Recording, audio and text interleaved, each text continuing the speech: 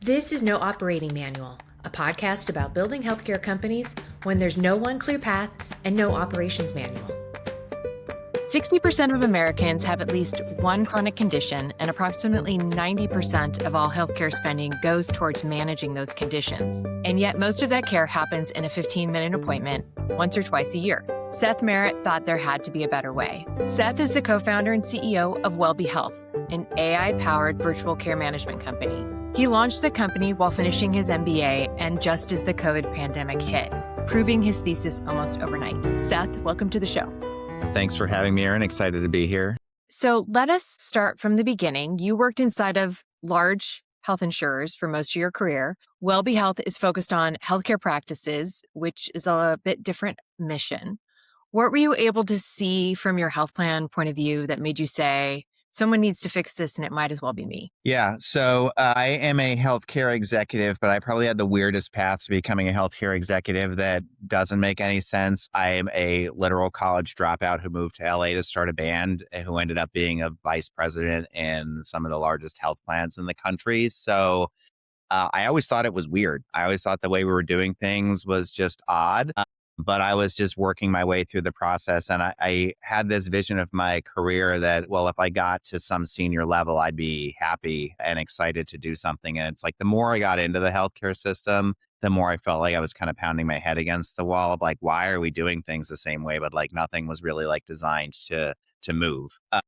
What I was doing before I started Welby was essentially what they call value-based care. So we were trying to transition physicians and hospitals away from getting paid for, every lab test and every visit to essentially getting better outcomes for patients. And if I thought about it, like really what we were doing was shuffling around money and basically saying like, well, we can't figure it out from the health plan side. If you can figure it out, Dr. Smith, we'll cut you in on our revenue. And if you can't, you're going to pay us back money. At the end of the day, that's not really like transforming care. And we were doing it with like massive, large health systems. And what I thought was weird was no one was actually talking to patients and no one was actually talking to doctors, who are the only two people who really care, who really even matter in the whole process. So that just got me like kind of more and more frustrated of what I was doing. I've always been like a technology focused person, and I was fiddling around with things on the side about like, well, what if we approach this a different way? So I think, long story short, my weird background always made me feel weird in the systems that I was in. And I just am never satisfied with the status quo of anything. Even if it's like perfect, I'll still think there's something better we could be doing. So that's what caused me to start it. And I'd never done anything like this before. So once I got into it, I was kind of like committed. Hey, we have to like actually make this work, and got more and more involved into it. So I was probably naive in the starting point of that I could actually like go in and like fix this and do something. But since I did start Welby, it's been really rewarding to see what can actually be accomplished when you're not kind of constrained by really like any sort of, I don't want to say the word corporate, but any sort of like structure per se, like, we have an idea, go fix it. That's the whole point of entrepreneurship. It may be right, it may be wrong, but, go fix it. And that's really like my only mandate is, can we get something that fixes the system? And if it's done via X, Y, or Z, it doesn't really matter. And like, that's our goal, to go figure out what is the most optimal version of X, Y, and Z that doesn't exist today. So a few questions about that. First of all, what kind of band did you have? It was a random like rock metal band. Luckily, it was before really like YouTube and the internet. So there's not much out there that you could go find, which, thank God. But that would be amazing. Yeah, I randomly like people will post things and I'll be like, oh my God, where did you get that? Put that thing away. Put that picture You're not away. saying that. Yeah, exactly. Yeah, but college days. So you had mentioned, again, this particular problem exists, in that kind of space of where people are trying to take value-based care. I guess my question is really around, how did you solve this from that MBA point of view? Like what did you see specifically? I know that you had kind of this experience, and then your MBA was, was it healthcare focused? And you were looking at like, where do you feel like you can make the biggest difference in terms of cost of care? I think the biggest like aha moment I had was I read a book called The $100 Startup. It's literally like a 50-page book. I don't remember who gave it to me, but the whole construct of it is you can literally start a business with $100. You can prove that there is a use case for something for not much money. Like if you have an idea that you're going to start a consultancy, go put up a website, tell people to sign up. If nobody signs up, you have no business. If you put up a website and you get 10 orders, like go service them, or like you want to build a t-shirt company, go mock up some designs, put it on a website, see if anybody's interested in doing it. Like you don't need, $100 million to go start a company. And that was kind of like my thought process was, oh my God, I have to get everything like built out. I can't fix this on my own. I don't have the infrastructure to go do that. And thinking about that was like, okay, well, I have this idea. My original idea was if you can engage patients who have diabetes and explain what is happening with their health to them in language they understand, you can actually like move the needle on costs. Like I would see how much money we're spending on diabetes. You see it now with like the GLP-1s. They're spending, billions of dollars on GLP-1s for people to lose weight. Really like just lose weight, get focused, understand how you can do this and you can better manage your type 2 diabetes. So my whole thought was people don't understand, how do we engage with them in a way that like they can support their own health? So after reading that, I was like, okay, I'm going to mock up a patient facing application. I'm going to learn how to do it. I love tinkering anyway. I'm going to go do this. So I built a patient app. It was basically like, hey, if you have diabetes, we're going to explain what diabetes is. I put it out there. Patients downloaded it, which was like weird. Like, why are you downloading this thing? You have no idea who I am or what this is. But I literally just put it out there, spent $50 on like Facebook ads, and patients used it. So to me, that was like proof of concept. And what I was doing in the MBA program at the time was actually like, go talk to customers, like understand what customers want, even though you hate it. Like one of the things I learned in that was people just get into this process of like, I'm just going to go like code and like solve a problem internally and like never talk to customers. You end up with like this generic solution that like may be awesome, but it's like missing the mark on what people actually want.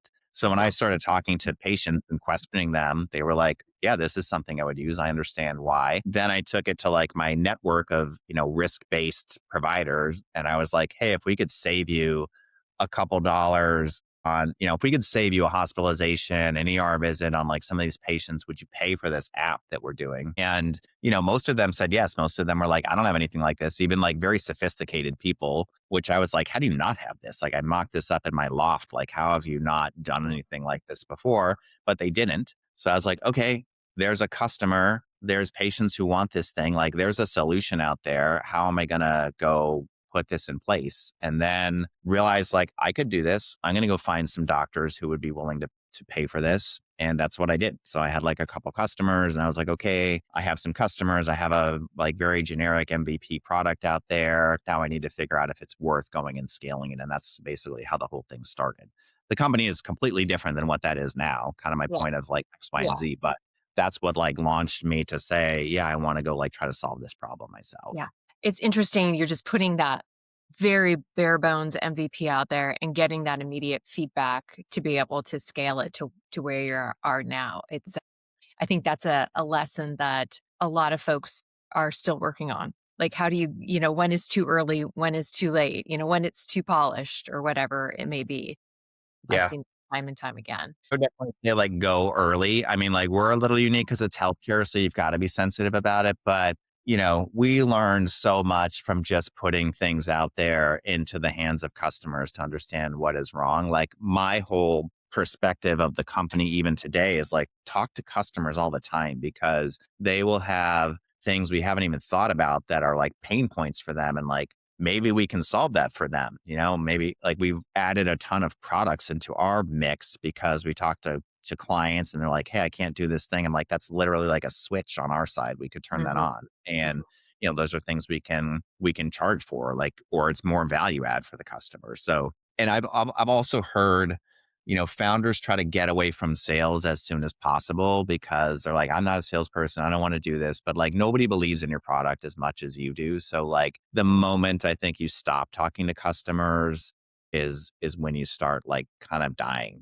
like you have to be talking to customers and hearing what's going on. And in the earliest days, like you got to talk to them all the time, Yeah. even when it's painful and annoying, like talk Yeah. to customers. That's great advice. So you worked in those large health plan organizations and now you're building your own company, which are completely different skill sets. So what did you learn and what did you have to unlearn? in order to build and grow? Yeah. I mean, I've learned so much in just the time I've been at Welby, like building the company. I think one of the things I've really learned that's interesting is for me, like I perform for a boss. I've always had a boss. They are telling me what is expected of me. It's contained, like, go do this thing. I'm going to overperform. That's what I want to do. And, I get rewarded. I'm going to get promoted. I'm going to get a raise, things like that. Like in this world, as the CEO, as the founder, there is no boss and there's no one telling you what to go do. Like you have to be comfortable that no one's going to reward you.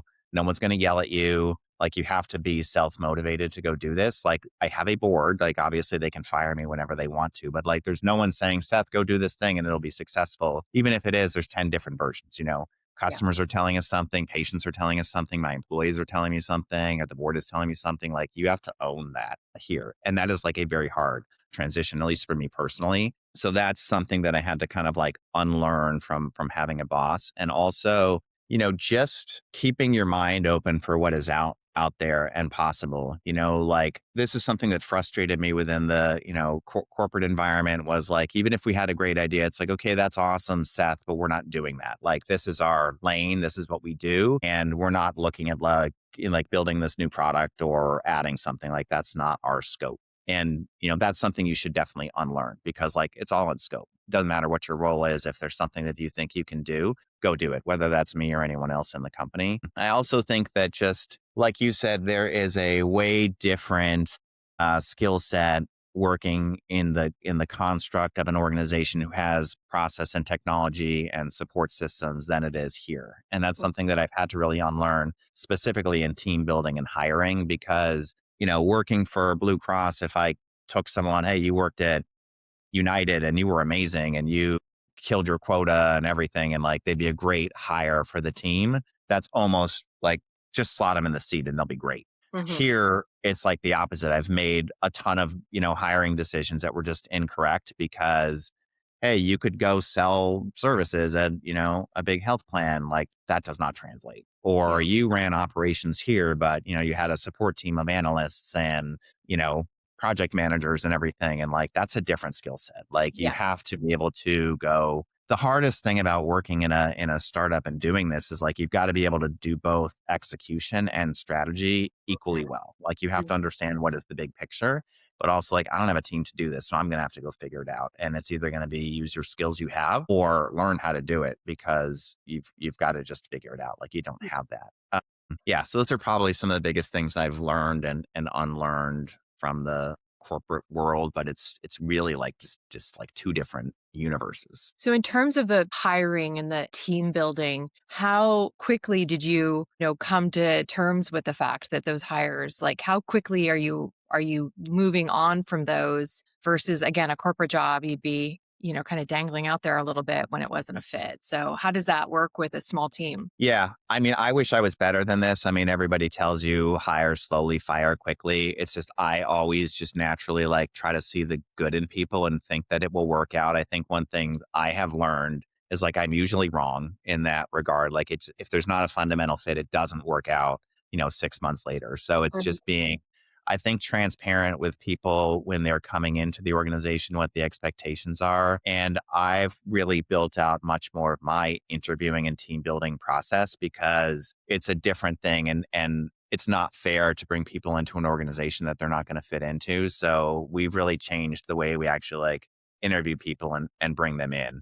But yes, you can work at a big company for 5 years before anybody realizes like you're not doing a good job. You're just kind of like one of a million. It's very easy to like blend in. For us, like we're about 70 employees right now, but even now at 70 employees, one person not doing their job stands out very, very badly, and you need to make sure that you are doing that. So it's really hard to come in and struggle in Yeah. such a small organization. And it's like there's so much everybody has to be doing, everything. Like sales has to be executing, account management has to be executing, our clinical team has to be executing, our product team has to be executing. So it's not like, well, if sales stumbles, well, account management's going to go overperform, or, well, if this little product team delays a release by a month or something, it's not a big deal. Like, no, that's like we're counting Yeah. on that release to go out to like hit our revenue numbers. And Yeah. you, you can't really miss anywhere in the company. It's kind of like rowing the boat together. You can get away with that a little bit when you're in such a large organization, but when a small organization isn't rowing at the same time, it's really clear what's happening. Yeah. Mm. I have this thing like this is probably one of the things that like pushed me to start the company is, when I was at one of the larger companies, I won't name it, I was always trying to like build things internally, and I'm like, why don't we do this? Why don't we do this? I'm kind of questioning status quo and asking these questions. And my boss literally pulled me aside and was like, Seth, why are you bringing this up so much? And I'm like, because it's annoying. Like this thing isn't working. We've got to fix it. He's like, if you stick your head up, it's going to get cut off. Stay down here. Don't rock the boat. You can stay working here for 30 years and nobody will notice. And I'm like, dude, you're 40 years old. Like, you want to just stay here for 25 more years of your life, just like a turtle hiding under Mhm. things? Like, that sounds awful. And if that's my like future here, I don't even know what I'm doing. And like Mhm. literally you would see more and more like after he told me that, I would see more and more of these people who were just like deferring hard decisions or like not really interested in kind of like moving the needle. I'm like, they're just waiting until they retire. They're like, I've got 5 more years. I want to retire. I don't want to get fired. I want that like stock option bonus to get out of here. And it's like, if all the senior leaders are on their like 5-year plan to get out, like who's going to stick their neck out to go do anything Yeah. interesting? And that was like basically what I saw us doing more and more of, and just got me like more and more frustrated. Like, this is not where my passion is. I need to go do something on the side, even if it's just a project. I'm going to Mhm. go do it.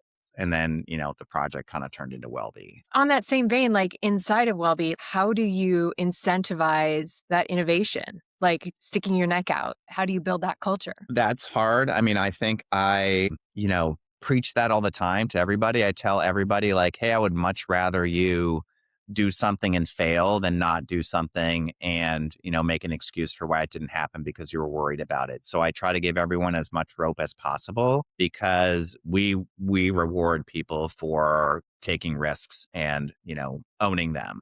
Also, just from an accountability perspective, like, you own this thing, go do it. And, don't ask me for like each individual thing of how I get there. So like if your Mhm. goal from a sales perspective is to generate X dollars in revenue, go do this. Tell me if you need something, but like I'm not going to dictate how. Mhm. Go Yeah. find the customers. If you need help, ask for it. But like you go do that. My team would probably tell you that like I annoy them because I'm constantly like just pushing the boundaries on everything. And they're like, wait, Seth, slow down. Hold on. Don't do that. Like, we want to go do that. So, I will definitely get involved and like push them if they're not going far enough. And I actually ask the team to kind of like push back internally to be like, okay, you've put this out there. Let me go like scope it and build it. Cause like I'm trying to build a team around me who can go execute on the ideas and deliver it because we probably have no shortage of just like thoughts about how to go do things. Walk me through the well-being model in plain terms. So, if I'm a primary care physician, what exactly happens when I bring well-being into my practice? Yeah. So I always dumb it down. Like, think about your experience with the physician's office. Like, they are trained to handle you in 15-minute increments. They are okay, Erin's coming in for a visit. This is what her concern is. I'm going to spend 10 minutes of the office visit looking at my EMR and looking at her history, looking at her meds. And what do you need? Okay, I'm going to prescribe a referral, a drug. I'm going to answer a question and like move on. If you think about what's actually driving cost in the healthcare system, it's diabetes, it's hypertension, it's congestive heart failure, it's chronic pulmonary disease, chronic kidney disease. These are things that are not solved in 15 minutes, right? So we basically say, you're great in the 15 minutes, like Welby handles the other 364 days of the year that patient's trying to manage this service. So when you have some of those chronic conditions, we come in and service it for you as an extension of the practice. We call Welby the clinical operating layer, where we help them execute on all the care that they need in between visits. Um, so what we do on a very tactical level is we go to the provider, we look in their EMR system, who are all the patients who are basically falling through the cracks that need services that you are not providing in a 15-minute visit. We handle end-to-end processes for that. So we contact patients, explain what our programs are, which can be disease management, remote monitoring, remote therapeutics, helping post-discharge, annual wellness visit support, anything that needs kind of care outside of the office, we do. So we identify who's eligible for them. We contact them. we provide a care team for the physicians. So that's nurses, MAs, dietitians, nurse practitioners, whatever needs care in between the visits, we staff for it.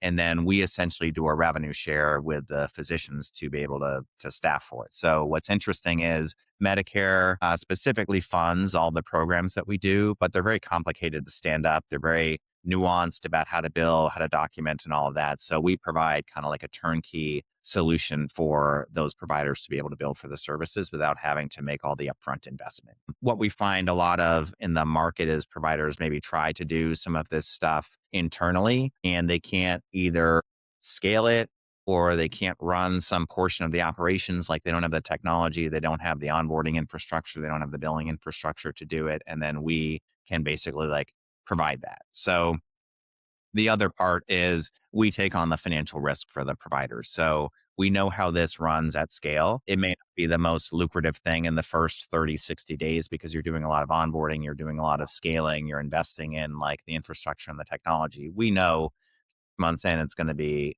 a great program. So we take the financial risk off the provider and take that so we can get it stood up. And then we basically invest all the time to make sure it ramps quickly. And then from the patient perspective, they're getting now an additional layer of care in between their office visits. So, they don't necessarily have to call the doctor, hey, my medication needs a refill, or I have a question about this medication versus that medication, or I am taking my blood pressure and it's going up. I have a question. Like they go through the Welby team for that. And our job is to basically keep the patients engaged in their care to deliver outcomes. So the providers implement us and they get an immediate lift from a revenue perspective, from an operational perspective, and then from a clinical outcome perspective. So whether it's trying to improve quality outcomes, trying to reduce hospitalizations, trying to reduce readmissions, we help on all of that. Whether it's a revenue perspective, where they're trying to generate additional revenue from their existing panel because they don't have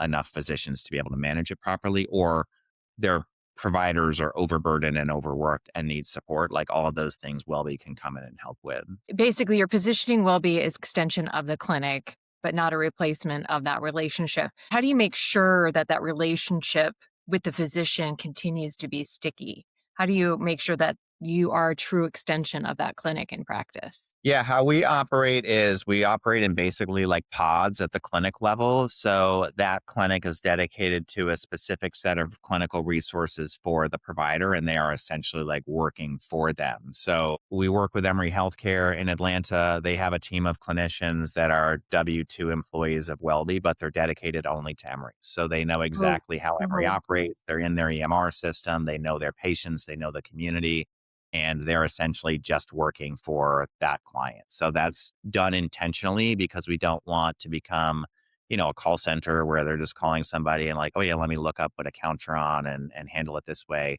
That lets us build, clinical protocols specifically at the client level, escalation protocols at the client level. If they have a communication pathway they want us to follow, like those clinicians already like know that. So that's something we intentionally do. And everything we do from the patient facing view is co-branded. So it's kind of like, Emory Remote Care powered by Welby. So we are a joint effort going into this. We have direct communication into the physicians and everything that we are doing is co-managed. So when we do talk to the patient, if they have physician questions, we have a direct line into the physicians. We never say they can't go to their physicians or they're Mhm. totally welcome to. It's just with us, they have a direct line into their nurse. It's not going to a triage. They know their history. They have direct access into their EMR system so they can pull all that information. So it really is an extension of the office. It's almost no different if I was employed by, Emory in this case or Welby. I have the same access to that.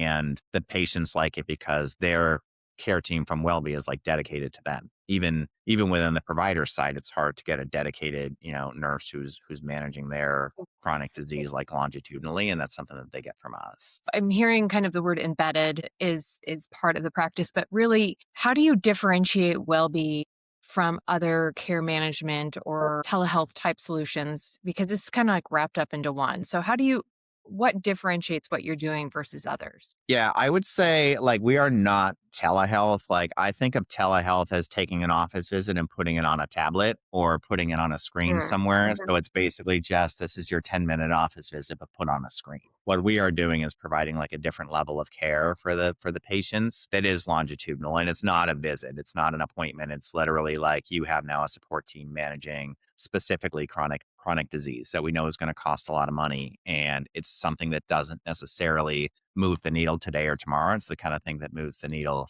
1, 2, 3 years down the road as we like better manage these patients and avoid them. So it's just fundamentally different from what I consider kind of telemedicine, which is a teledoc, like acute Yeah. visit, like, "Hand me a Yeah. medication, I'm sick," whatever. In terms of how we differentiate, I mean, a few things. Having my background coming from the health plan side, like, our goal from day one has always been, how do we improve patient care? It's not, how do I build more codes? It's not, how do I build a technology platform that's super cool?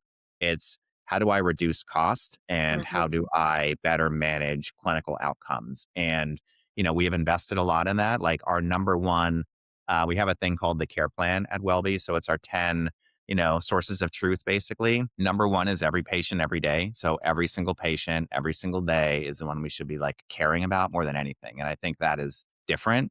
And whether it's me, whether it's our nurses, whether it's our product team, whether it's sales, like at the end of the day, the patient is all that matters to us. And that's different.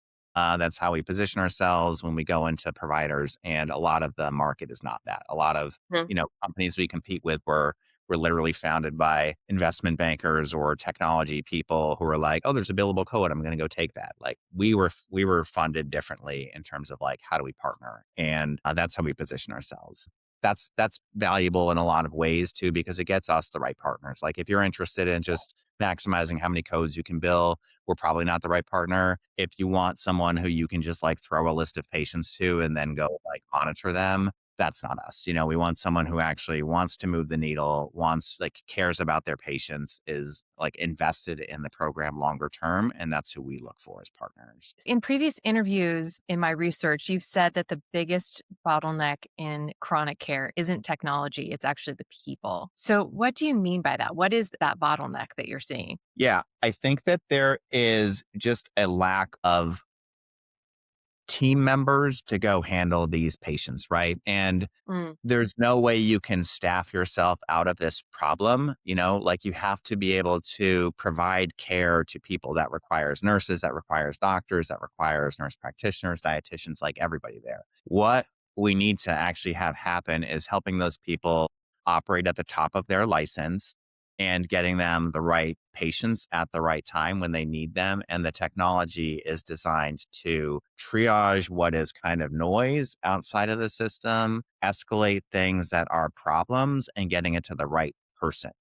So there's no way that we can staff enough nurses to manage every chronic disease patient even today, mhm. let alone in 5, 10 years as this problem gets even worse and the staffing problem gets even worse. So Yeah. the problem is finding the right people and getting them patients when they actually need it. So what we're trying to solve for is, okay, well, if a patient has hypertension, high blood pressure, for example, and they're experiencing symptoms or experiencing elevated blood pressures, I can't just send them to the ER. I can't send them to the doctor. I might not even be able to send them to the nurse. So how can I triage what is sort of noise? Like, hey, patient, can you retake your blood pressure? Can you check for these symptoms? And that will help escalate to the right person.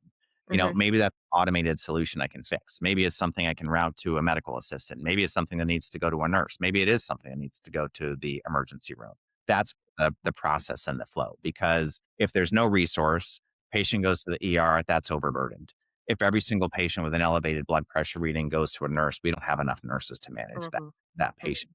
If every single reading goes to an automated application, we're going to miss a bunch of stuff and patients are going to die or patients are going to end up in the emergency room. So that's really our challenge, is getting the right patients to the right care and making sure that like there is a human at the end of the loop to be able to manage this. And like that's what we are trying to build for. What needs to be automated, what needs to go to a nurse, what needs to go to a medical assistant, what needs to go to a doctor, what needs to go to an ED, and doing that at scale. And when we can perfect that, that's when we are really helping the system, lowering the cost, reducing the overutilization, and reducing the burnout on the actual like clinician side. So, on that same kind of bent, you are talking about how you fit yourself into large institutions.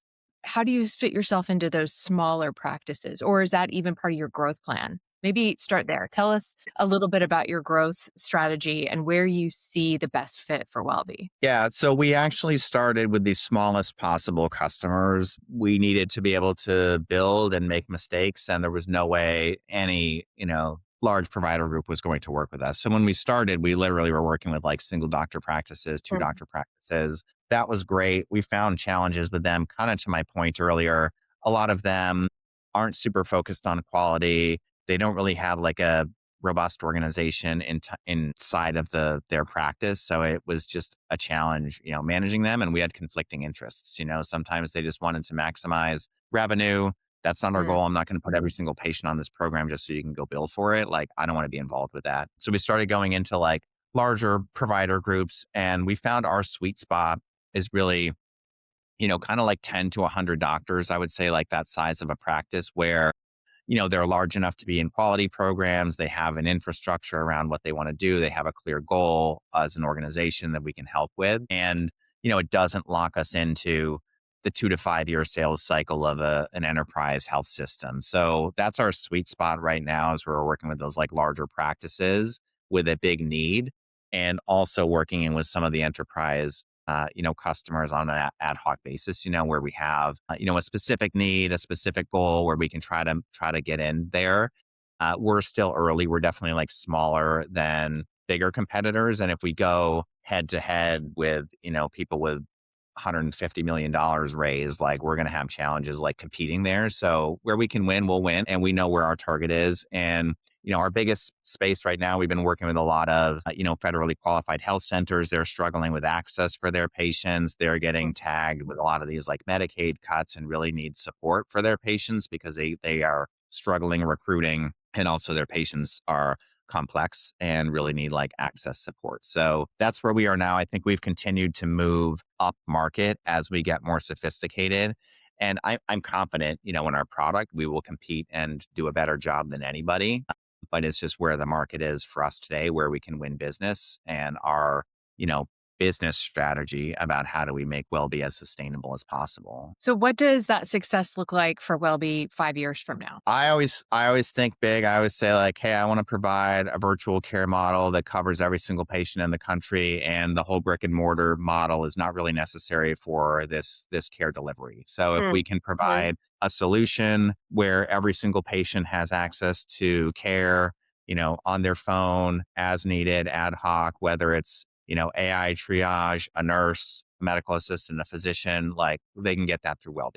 That's my ultimate goal, is being able to provide this care, anytime, and being able to like reduce the prevalence of these conditions, and helping patients who have these conditions live healthier lives and better manage them. Like, one thing we've definitely seen is a lot of what we work on are literally lifestyle diseases, like high blood pressure, diabetes, congestive heart failure. A lot of these things can be reversed or managed if caught early. And really, it's about prioritizing this for patient care. Like, I think a lot of people ignore symptoms. They're busy. They don't really want to deal with it. They don't want to do the things that they have to do. And then it gets to the point where it's like really hard, and then they're on medication, or there's things that like we can't reverse this anymore. So Right. my goal is like get those patients earlier, help them, transform earlier than, getting really like being one of these like high risk patients. That's what I would like to see. In practical terms, really, I want the company to be profitable.